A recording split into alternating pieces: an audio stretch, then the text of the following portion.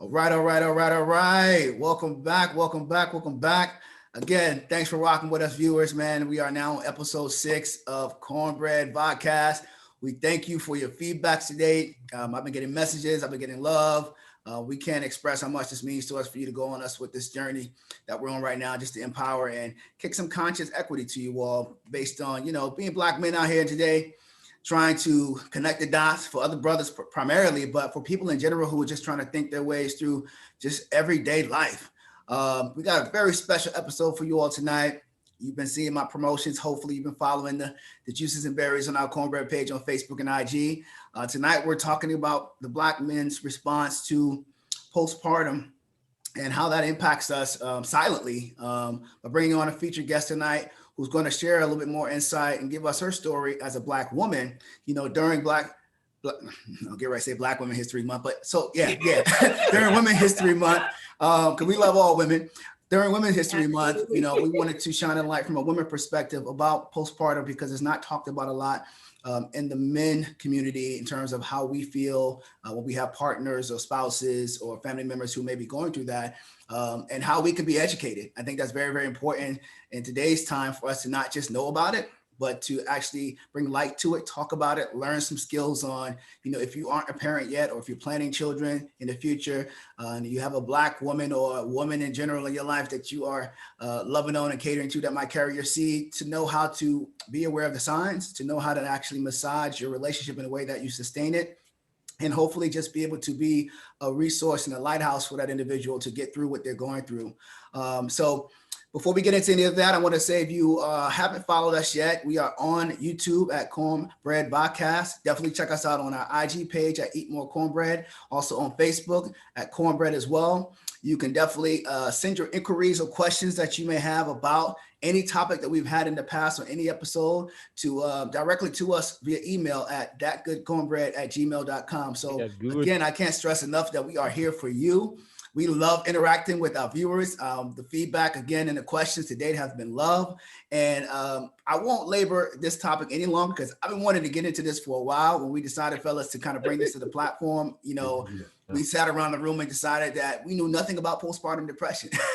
And, it was just timely that it was, Women's History Month, where in regards to having this platform and actually bringing a lot of topics that mean a lot to a lot of different people, particularly women in general, we figured what better way could we honor women, by highlighting one of the natural, most beautiful areas of life when it comes to childbirth and motherhood, and provide some nuggets of knowledge to really impact not just our viewers, but anyone who comes across this content, to be able to know how to, again, recognize, have compassion, support, but more importantly, get educated. So without further ado, I wanted to introduce the lovely, my sister, Tianna Feaster Clark, to our episode tonight. She's gracing us with her presence and her expertise in this area.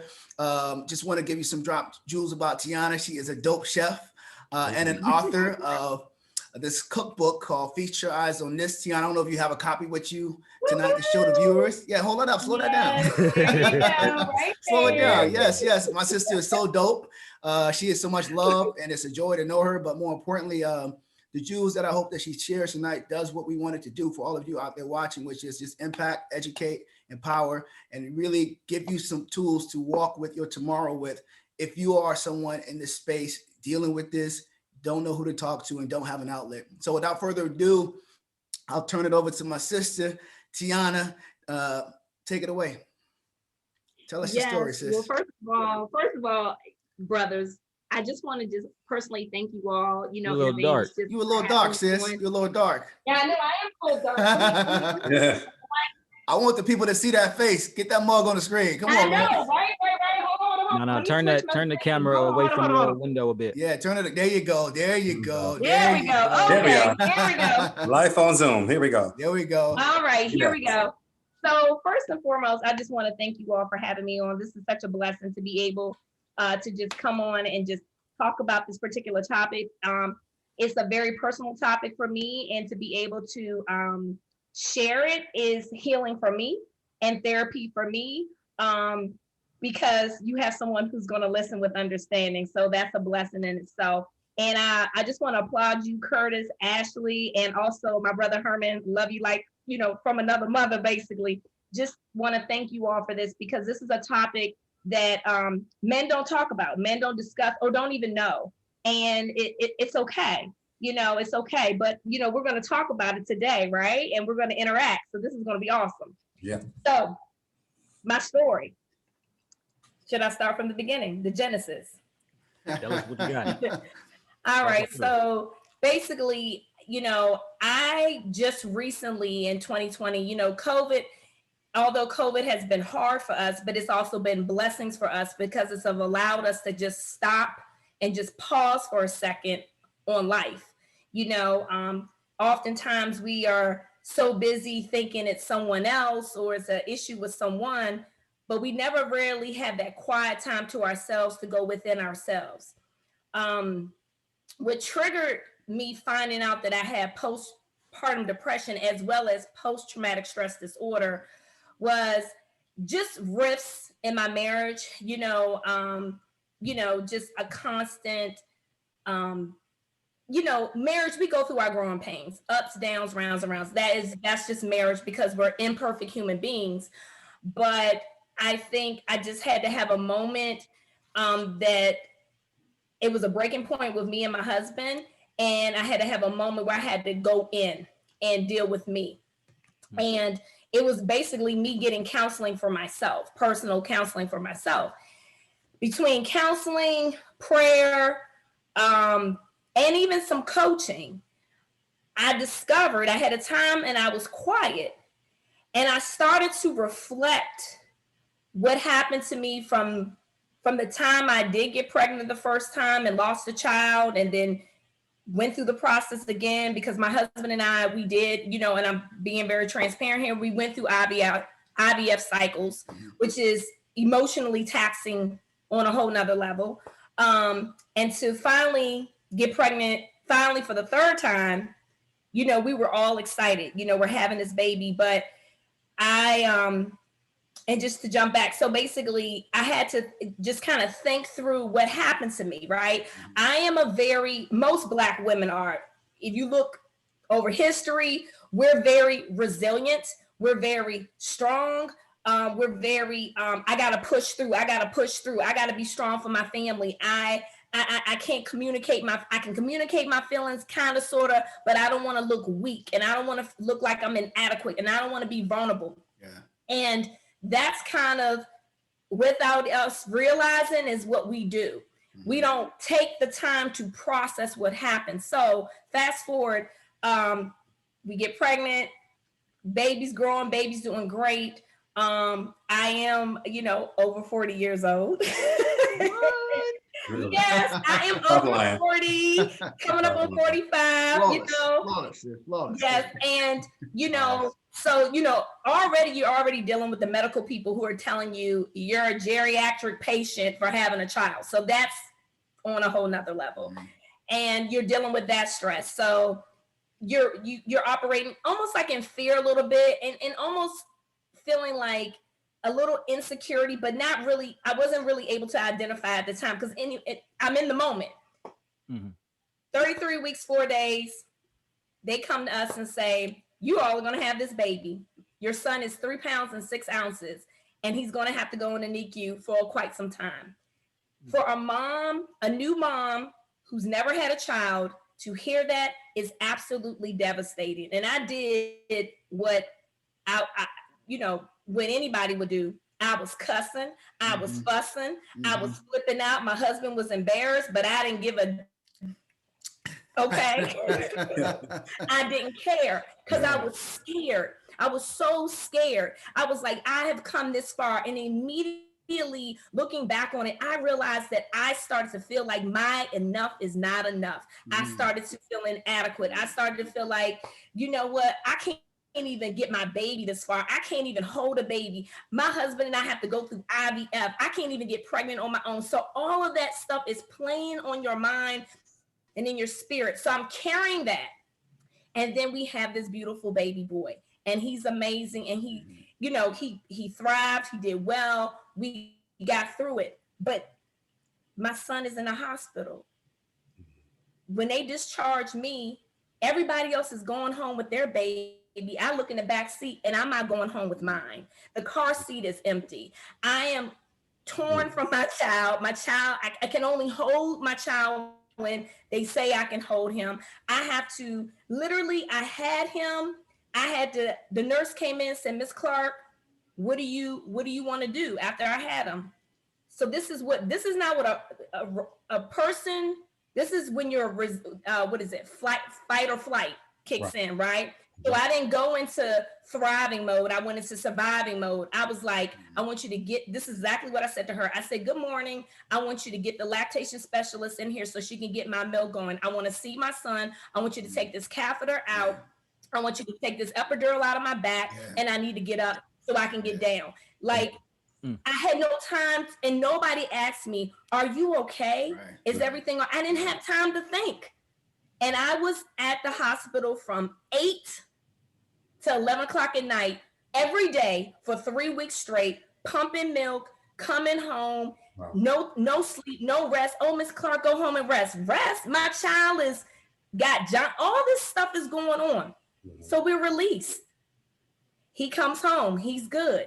Now, I didn't even have time to think like, okay, I got this baby. He's home with us. Now what, right? And so, but what happened to my husband and I, what we didn't have a chance to do was sit on the sofa with this baby. And he said, babe, what just happened to us? Didn't have time for that. Wow. It was just like, we got this baby.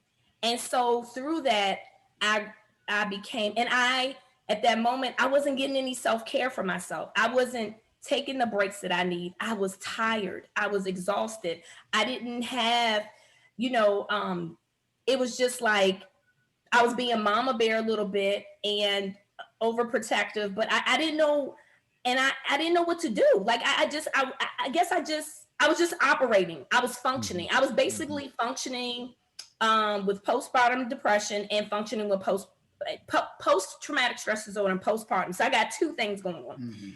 The only person that knew something was wrong with me was my mom. Wow. And my mom said to me, she calls me Tia, baby, I think you have postpartum. I said, no, I don't.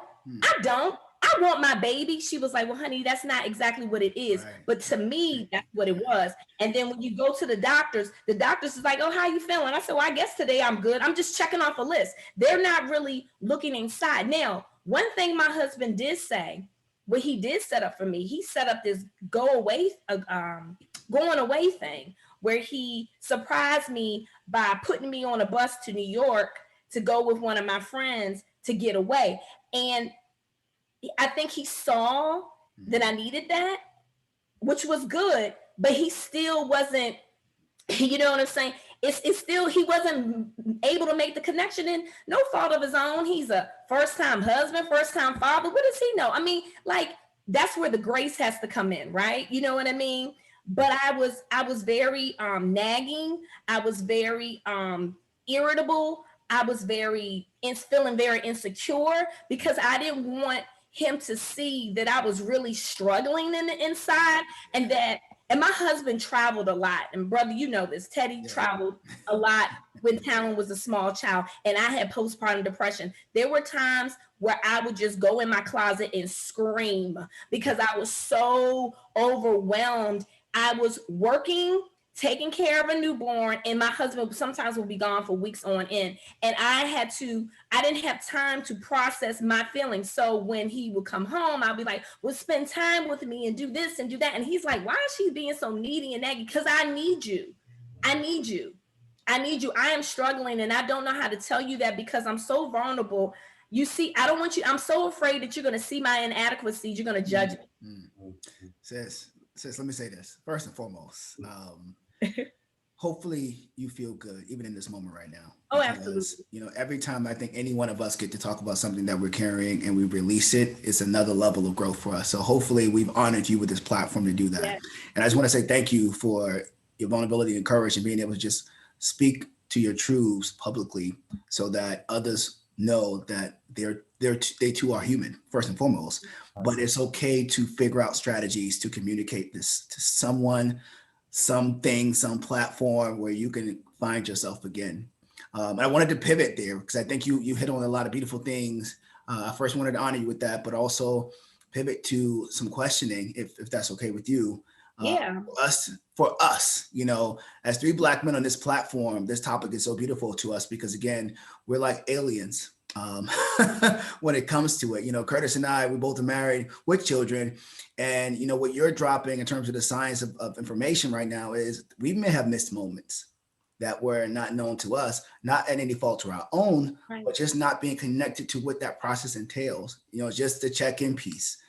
Just the asking of, are you okay now? Are you really okay? Like, I'm a mental health advocate and it's a passion place of mine. And to not think that I am aware and sensitive in that space, it's a default space for me. It's kind of like, how, me? But to your point a second ago, our wiring is a little different as men. Particularly as Black men. I'm only speaking from a Black man's perspective because that's who I am. It's just a little different where we're all in the struggle, right? Black men and Black women, and we share those experiences together. No, I can't carry a baby. That's how God made it, and you can. So I'm not going to be as knowledgeable as you are of what it means to carry something, then depart from it, and then try to figure out what that process is or needs to be for you to get back to that. So I just wanted to ask, with all of that. And you know what, Herm? Go ahead. I got 3, before you go on to that question, 3 things I don't want to forget to tell you all these things. 1, I was fighting to be perfect and not learning that there's strength and vulnerability. And I learned that in this 2020 pandemic. But how I really found out I had it, I went to a birthday party with one of my coworkers' son. He was turning 1. I'm at the party, Talon's running around talking to their doula. And I said, well, what do doulas do? And she starts to describe what she does. And I said, oh my God, I should have had you, but I had Talon. And then she said, well, how did Talon come about? So I go through my story. She said, Tianna, I'm sorry, but I'm just going to say this to you. Do you know you have postpartum depression and post-traumatic stress disorder? I was like, what? Yeah. And then she said it, she planted the seed. And I was just like, and then as time progressed and I got quiet, I was like, that's what it was. Yeah. No, I just wanted to ask with all of that, my only question, and thanks for that extra piece too, because that paints this picture a little better. Hopefully you'll be able to answer it better for me. Even with all of that and with your awareness now, do you feel whole? Yes, I do feel whole because I learned that I am a superwoman and even super women have vulnerabilities. But when you're a superhero, and I learned this in church recently, you got to call on a team, and that's called the Avengers, because sometimes it takes more than just that. Just because you have vulnerabilities, there is strength in that, because that's when you can reach out your hand and say, I really need some help. And I think as Black women, we struggle with that a lot. We struggle with, just like you all struggle with it, we struggle with it too, because we carry a lot. We carry, you want to make sure that you're you. You're trying to balance you being a wife and being a mother and being the best at all 3 things. But I've learned that it's okay not to be perfect. Like, you don't have to be perfect at it. You don't. Fellas, what y'all thinking? What y'all thinking? She dumped a lot on us to consider, in this dialogue, which we're yearning for, to be honest with you, Tianna, because again, we're naive, and we're green in this space. And so I appreciate the nuggets that you've dropped so far, because again, that's already enough to say, take a little extra step to be a little sensitive or ask the right questions. Just because someone's not saying it to you, that don't mean that they're not experiencing it. That's good. I agree. I mean, you're saying so many wonderful things. One, as Herman has echoed, I appreciate your courage to tell your story, the resilience that you have. And you said something key that that's just major, the strength and vulnerability. And I think that's the aspect of strength that we don't always look at. That strength is not always about, success is not always about my strong parts, but it's also about what I do with my weakness, right? It has a lot more to do about what I do with my weak areas more than what I do with my strong areas. And to acknowledge the fact that I am human and I do have weak areas. I do have weak spots. And having a team, that's major and that's important. And the more of us learn how to operate in and with a team, we could go a lot further. And so a lot of someone listening today, the real issue is the fact that they're not relying on the team as opposed to having an issue. And so one question I do have, especially as it relates to this topic, as it relates to, first of all, mental health already in the African American community is taboo. But then you think about postpartum depression, right? Being with a partner. I don't have someone that I'm with at this particular point, but coming to that line down in the road, how as a Black man do I navigate that, right? How do I navigate that conversation? How do I introduce the conversation? Because you don't want to be insensitive, even as I reflect on moments in your story. You mentioned that a few times it was brought up to you and it was immediately, what are you talking about, right? So how do I, as a Black man that may have a clue, especially from this particular episode now, that these are some symptoms or things that I can notice, how do I help navigate the person that I'm walking with, my wife that I'm walking with, that this is what she's dealing with? You know, I think the key is just sometimes talking to her like you're a friend. Like, I think oftentimes as women, we try to spend a lot of our deepest thoughts sometimes communicating with our girlfriends, which is fine.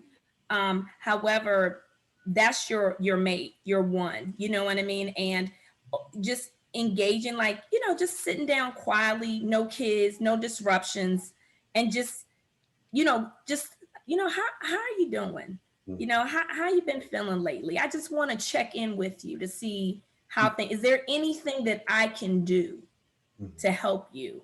You said something. And sometimes, You said something there that I think is missed. And I wanted to just slide back in with that because it's so powerful. Like even your mate, even your girlfriend, boyfriend, fiance, husband, wife, literally asking them, are you okay? Without making it seem like something's wrong with them, but literally, simply checking in, maybe rubbing their back while you're saying, I just want to make sure you're good. Like, are you okay? I would want you to check on me. Are you okay? I think that's a lost art in relationships that are following this. We talked a little bit last week about scripts or narratives of perfection, or how we don't have these vices of communication, when that's the biggest support, the wherewithal of not just having a physical person there, but literally the openness to the sensitivities one may convey to you when they're really genuinely wanting to know if you're good, without it making it seem like you're imperfect because you're having a moment.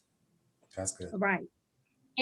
And that's beautiful question, beautiful, well said, because that's it. It's just simple dialogue. Like, how are you doing? Like, I just wanted to check in with you, just see where your heart and your mind and your spirit are. Like, it's a way to ease in it for a person not to be automatically defensive versus accusing them of something.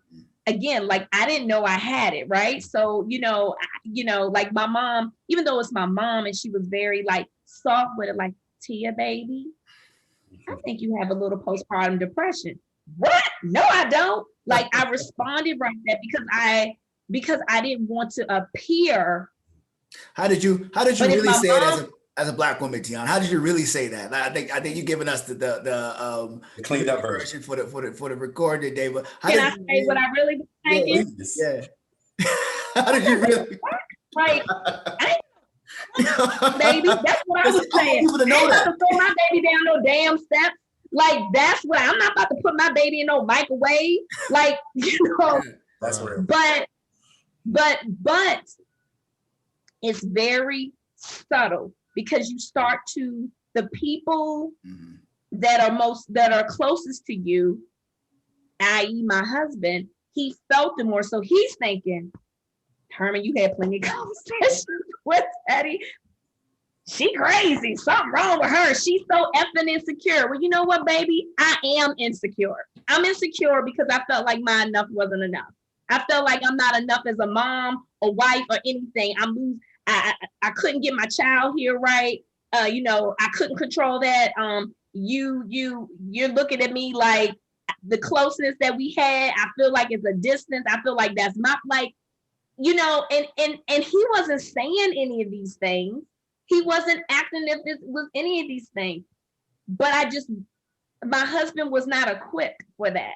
He wasn't equipped. He didn't have, he didn't have anybody. And I even kind of, and I shared it with him. Finally, I told him about it, and he just listened, and he didn't really say much, or he didn't really respond because he probably didn't know what to say or to do, which is okay. Yeah. But I think I just say that it means a lot. And I tell Teddy this all the time.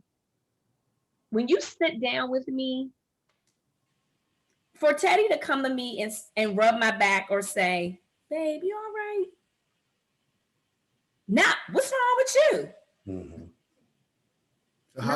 So how we say it too matters in terms of the communication piece. I think that's huge in our community. Like we don't spend the time thinking about these things just because, like you said, when we first started, we're all always in the doing. And because as a people, we spend a lot of time playing catch up. Why? I don't know. Whether it's security issues or feeling validated or feeling like we're comparable to something or someone, which is all taboo in itself. Because again, this is your walk, this is your lane, this is your life, your situation with postpartum is your experience. But I think the unique and beautiful part about it all is that you're not the only one experiencing it. Maybe you're the only one communicating about it though. And I wanted this to be the start, hopefully, of more dialogue, even with men, even with women that have partners who can find their way into a connective place to say, wait a minute, something ain't right. You ain't right. You ain't been right in a minute. Of course, but at the same time, of course you're not. You just had a baby. Of course you're not. You're, right. Do you even know who you are right now in this space? And I think recreating the synergy, and I just want you to spend, I guess, a minute talking about just some nuggets or jewels that you can leave with our viewers and us about some steps to, that healing, whether it's within yourself or your partner, your spouse, just back to betterment.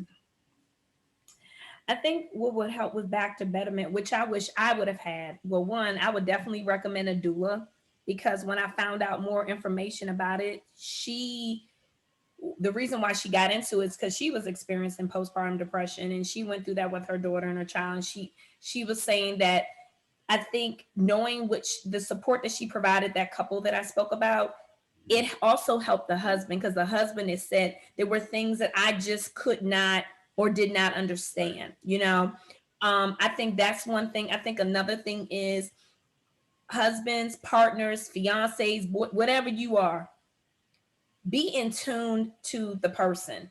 And being in tune to the person means kind of take a step back, because we all can be very selfish. One of my partners said, if you want to see how selfish you are, get married and have a kid, and you're gonna find out. Oh my. Because you have to go beyond yourself, you know what I mean? And you have to sit back and say, okay, right now I need to give attention to that. And then also to your partner, they might need some help and some support too. So getting them some support as well, because they need a sounding board.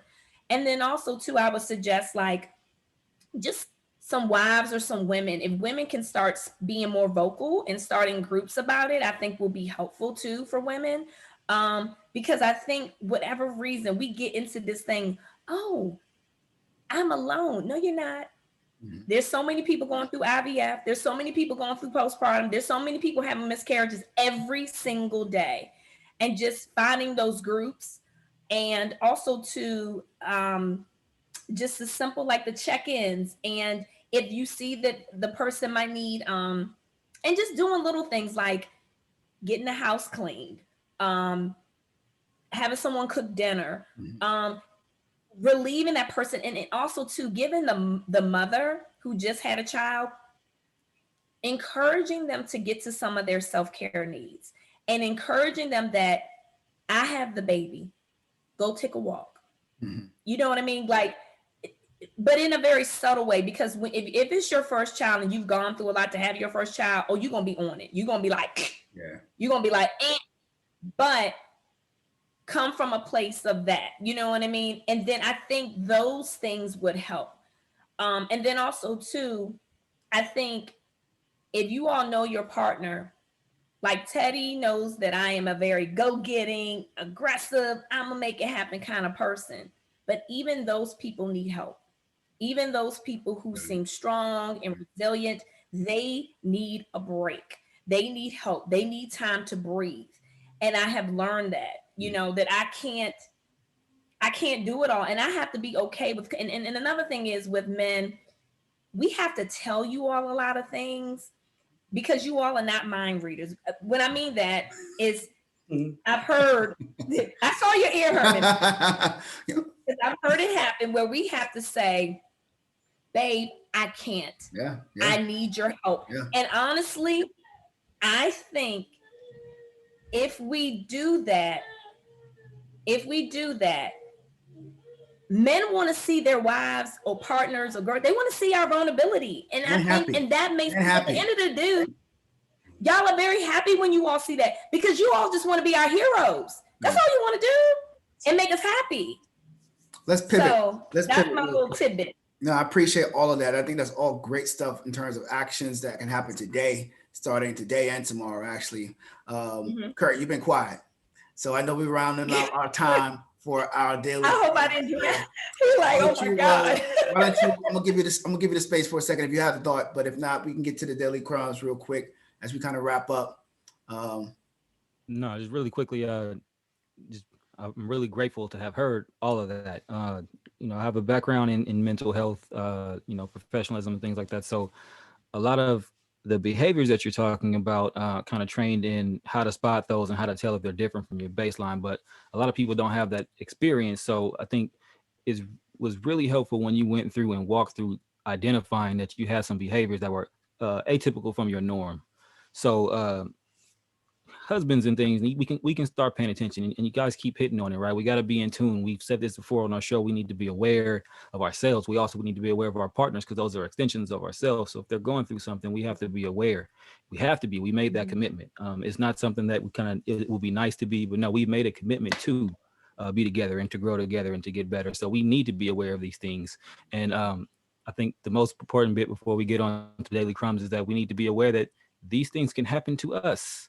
That immediate reaction you had to your mom, no, it can't be me. That's what I'm talking about here. No, yes, it can, because it can happen to us. And it can happen to me. It can happen to you all, So if we're appreciative of that fact, that immediate knee-jerk reaction to no, it can't, that kind of stops this conversation dead in its track because we can't grow until we first accept that this might be happening to us. But the hard part is that, that's an identity thing. To your point about, I'm not, I don't want to hurt my kids. We can get educated on exactly what it means because it's not that extreme to provoke that knee-jerk reaction, but we need to be aware of all of that. So we can keep going. No. Curtis, I just want to say that I love that what you said because like, and for husbands too, and partners and everyone, like my heart goes out to you all as well because we also have to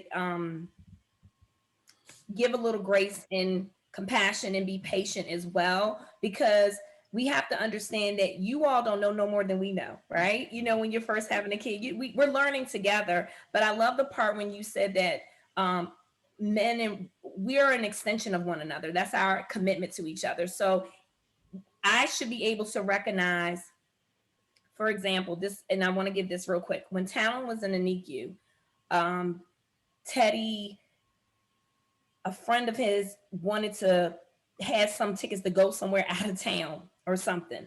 And he came to me, he was like, babe, I think I'm just going to go with him to see this thing and I'll be gone overnight. He was a lot of nice things, okay? I called his parents, everything. I was going off. I was like, your kid is in the hospital connected to all these tubes. Are you out of your effing mind? You have got to be. I mean, I was so livid. But looking back now with the lens I have on today and having accepted what was going on, he didn't know what to do. Right. He was hurting too. Right. He was scared too. Right. And maybe that was just his way of trying to get some self-care to get an outlet to clear his mind on what was going on. Right. Yeah. Now, was that the time? No, but you know what I mean? I'm just saying that you all need it too, is what I'm saying. No doubt. Right. And I think that's another theme for the night, and we got like a minute left. So I'm going to just kind of throw around my plug real quick. I just want the viewers to understand that postpartum, what I've learned tonight, when I think is true, is contagious. You know, if your partner is dealing with it and there's no communication with that, you will deal with it too. It's going to be like an osmosis process that's going to jump right on you. So I think the biggest thing is to keep your eyes open and actually ask the extra questions, do the extra touch base and touch points, so that way you can do the check-ins that will count for so much more later. Ashley? Take care of your team. Know your team. You're in it together. You have to take care of your team. All right. So that's it for tonight. Thank you all for tuning in. Awesome. Thank you all. Tianna, we love you. Thanks so much for being